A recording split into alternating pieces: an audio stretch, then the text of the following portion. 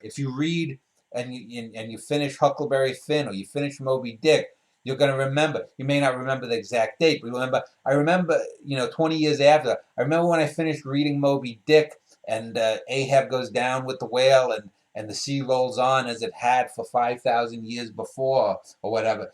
You remember the emotion that you have. It puts you back in that emotional state, and in that sense, art provides us a kind of immortality because people are brought back to that moment where they first encountered it. It's like the first time you encountered uh, the person you love, or recognized you love that person, or the first time you saw a gorgeous woman, or the first time you went. Let's say if you went to a museum and saw your first Tyrannosaurus Rex.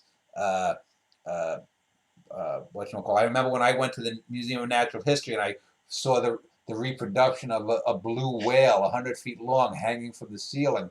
I don't know if they still have it in the hall now there, but but I remember the first time I went and I saw that will always stick with me. There are those things that always stick with you. I remember the first time I went to see a movie in the movie theater. I believe it was Sound of Music, like the fifth anniversary celebration, and there's Julie Andrews singing "The Hills Are Alive," and her face is 40 feet tall. And I just remember as a little 4 or 5-year-old boy just like being in awe of how pretty she was and that beautiful voice of us coming out and dancing in the Alps.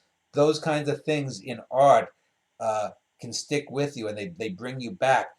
But unfortunately, like I said, when you write as much as I do, it's hard to remember every poem or even every little sequence or every character that I ever wrote.